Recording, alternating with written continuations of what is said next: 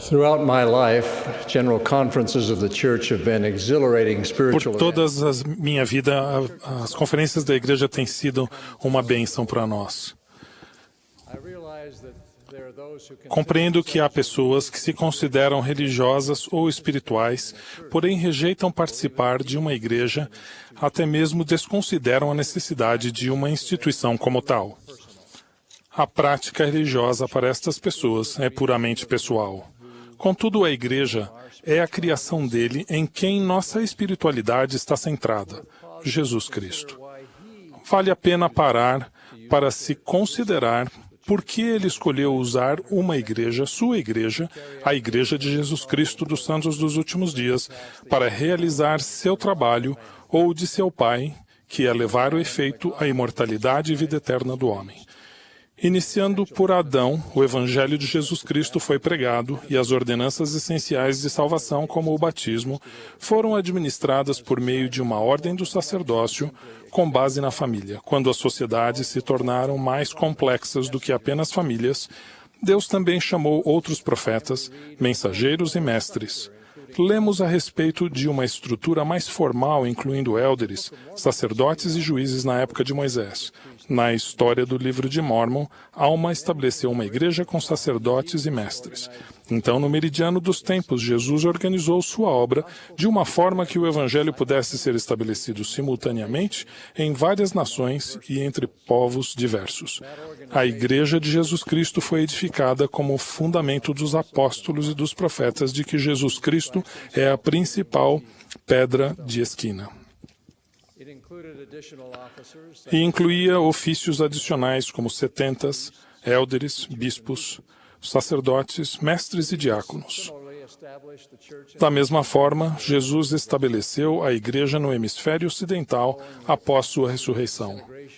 Após a apostasia e a desintegração da igreja que ele havia organizado quando estava na terra, o Senhor reestabeleceu a igreja de Jesus Cristo novamente por intermédio do profeta Joseph Smith.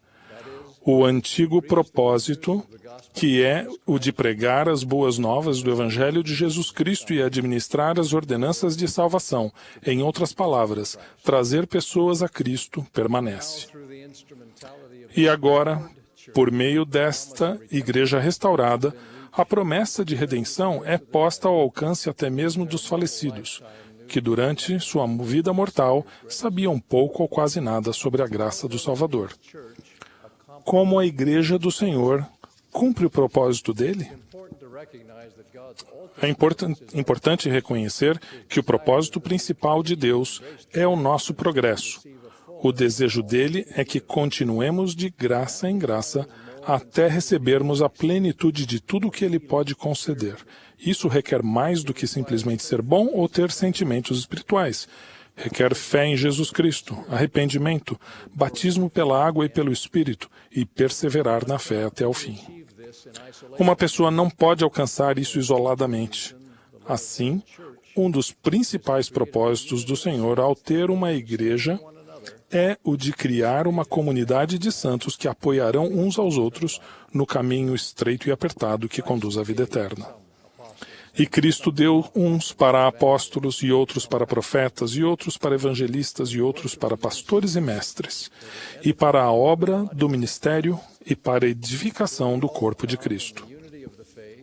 Até que todos cheguemos à unidade da fé e ao conhecimento do Filho de Deus, ao homem perfeito, à medida da estatura completa de Cristo. Jesus Cristo é o autor e aperfeiçoador de nossa fé. Unir-nos ao corpo de Cristo, a Igreja, é uma parte importante de tomar sobre nós o seu nome. É-nos dito que a Igreja primitiva reunia-se frequentemente para jejuar e orar, para falar a respeito do bem-estar de suas almas e para ouvir a palavra do Senhor. Assim é a Igreja hoje.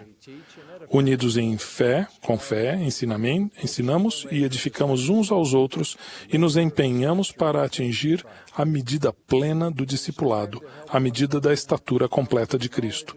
Esforçamo-nos em ajudar uns aos outros a conhecer o Senhor até o dia em que não ensinará alguém mais a seu próximo, dizendo: "Conhecei ao Senhor, porque todos me conhecerão, desde o menor deles até o maior deles, diz o Senhor. Na igreja não aprendemos apenas a doutrina divina, vivemos sua aplicação. Como o corpo de Cristo, os membros da igreja ministram uns aos outros na realidade da vida cotidiana. Todos somos imperfeitos, às vezes ofendemos e somos ofendidos. Muitas vezes testamos uns aos outros com nossas particularidades. No corpo de Cristo, temos de ir além de conceitos e palavras exaltadas e ter uma experiência de envolvimento pessoal ao aprendermos a juntos viver. Esta religião não diz respeito apenas ao indivíduo. No entanto, somos todos chamados a servir. Somos os olhos, as mãos, a cabeça, os pés e os outros membros do corpo de Cristo, e até mesmo os membros que parecem ser os mais fracos são necessários. Precisamos desses chamados e precisamos servir. Um dos homens de minha ala cresceu não apenas sem o apoio de seus pais, mas também com a oposição deles à sua atividade na igreja. Ele fez este comentário em uma reunião sacramental. Meu pai não consegue entender por que alguém iria à igreja em vez de ir esquiar, mas eu realmente gosto de ir à igreja. Na igreja, estamos todos na mesma jornada. Eu sou inspirado nessa jornada por jovens fortes, crianças puras, e por aquilo que aprendo com os outros adultos. Sou fortalecido por me associar a eles e sinto-me animado com a alegria de viver o Evangelho. Nesse meio tempo, as alas e os ramos da igreja oferecem uma reunião sacramental de descanso e renovação, um tempo para sairmos do mundo, o dia do Senhor. Esse é um dia para nos deleitarmos no Senhor, sentirmos a cura espiritual que advém do sacramento e recebermos a renovada promessa de que seu Espírito estará conosco. Uma das maiores bênçãos de fazermos parte do corpo de Cristo, apesar de talvez não parecer uma bênção no momento, é sermos repreendidos devido ao pecado e ao erro. Somos inclinados a desculpar e a racionalizar nossas falhas, e às vezes simplesmente não sabemos em que devemos melhorar, nem como fazê-lo. Sem aqueles que nos podem nos repreender, prontamente e com firmeza, quando movidos pelo Espírito Santo, podemos perder a coragem para mudar e seguir o Mestre mais prontamente. O arrependimento é individual, mas a Igreja oferece o companheirismo neste caminho, às vezes doloroso. Nesse debate sobre a Igreja como o corpo de Cristo, devemos sempre ter duas coisas em mente. Primeiro, não nos empenhamos para nos converter à Igreja, mas a Jesus Cristo e seu Evangelho, uma conversão que é facilitada pela Igreja. O livro de Mórmon expressa essa verdade ainda melhor quando diz que as pessoas foram convertidas ao Senhor e uniram-se à Igreja de Cristo. Segundo, precisamos nos lembrar de que, no início, a Igreja era a família, e mesmo hoje, como instituições separadas, a família e a Igreja servem e fortalecem uma a outra. Nenhuma substitui a outra, e a Igreja, certamente, mesmo no seu melhor, não pode substituir os pais. A finalidade de a Igreja ensinar o Evangelho e administrar as ordenanças é que as famílias se qualifiquem para a vida eterna. Há uma segunda grande razão pela qual o Salvador trabalha por meio da Igreja, sua Igreja, que é alcançar aquilo que não pode ser realizado por indivíduos ou pequenos grupos. Um exemplo claro é lidar com a pobreza. É verdade que, como indivíduos e famílias, cuidamos das necessidades físicas de outros, ajudando-se uns aos outros, tanto material como espiritualmente, de acordo com suas necessidades e carências. Mas juntos na Igreja, a habilidade de cuidarmos dos pobres e necessitados é multiplicada de modo a atingirmos mais pessoas, e a autossuficiência tão esperada torna-se realidade para muitos. Ademais, a Igreja, suas sociedades de socorro e seus quórums do sacerdócio têm a capacidade de oferecer alívio a muitas pessoas em diversos lugares atingidos por desastres naturais, guerra e perseguição. Sem os meios providos por esta Igreja, a incumbência do Salvador de levar o Evangelho a todo o mundo não poderia ser realizada.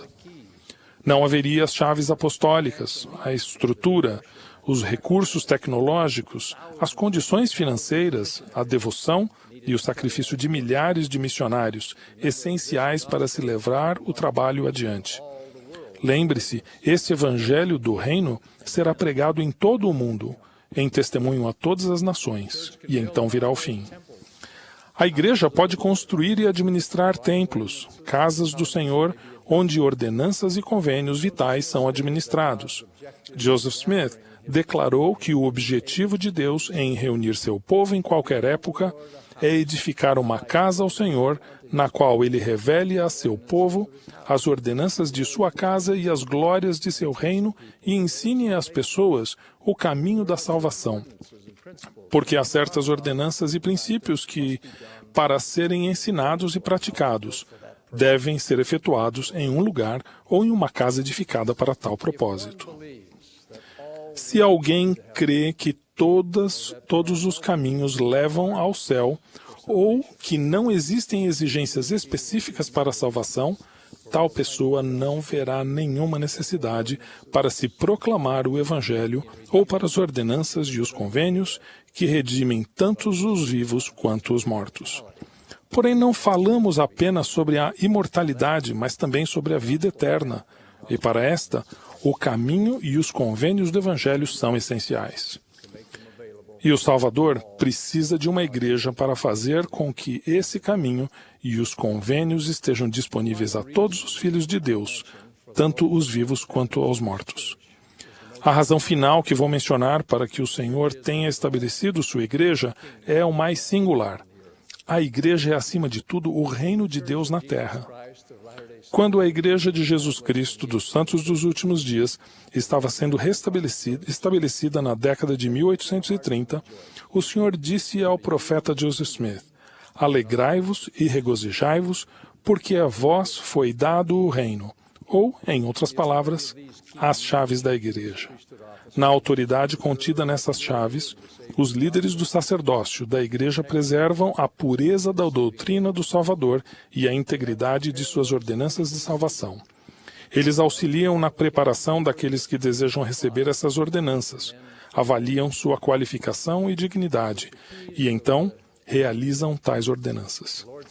Com as chaves do sacerdócio, os servos do Senhor podem identificar tanto a verdade quanto a mentira, e mais uma vez declarar com autoridade: assim disse o Senhor.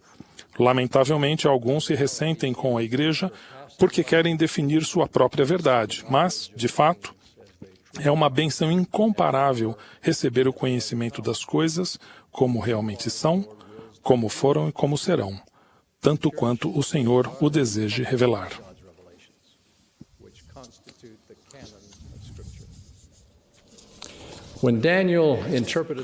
Quando Daniel interpretou o sonho do rei Nabucodonosor da Babilônia, revelando ao rei o que há de ser nos últimos dias, ele declarou que o Senhor do céu levantará um reino que não será jamais destruído, e esse reino não será deixado a outro povo.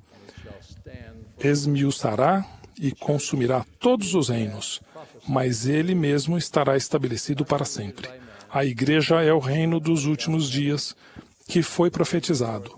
Não foi criada pelo homem, mas estabelecida pelo Deus dos céus, e rola como uma pedra, que do monte foi cortada sem mãos para encher a terra. Seu destino é estabelecer Sião em preparação para o retorno de Jesus e seu reino no milênio. Antes desse dia, não será um reino em nenhum aspecto político, como o Salvador disse. O meu reino não é deste mundo. No entanto, este reino é o repositório de sua autoridade na terra, o administrador de seus convênios sagrados, o guardião de seus templos, o protetor e proclamador de sua verdade e o local de reunião da Israel dispersa e uma defesa e um refúgio contra a tempestade e contra a ira, quando for derramada sem mistura sobre toda a terra. Encerro com o apelo e a oração do profeta. Invocai o Senhor para que seu reino siga pela terra e seus habitantes recebam-no e estejam preparados para os dias que virão, nos quais o Filho do Homem descerá no céu, revestido de esplendor de sua glória, para encontrar o reino de Deus que está estabelecido na terra. Portanto, o reino de Deus vá avante, para que venha o reino dos céus, a fim de que tu, ó Deus, sejas glorificado no céu e na terra, que teus inimigos sejam subjugados, pois tua é a honra, o poder e a glória para todo o sempre. Em nome de Jesus Cristo. Amém.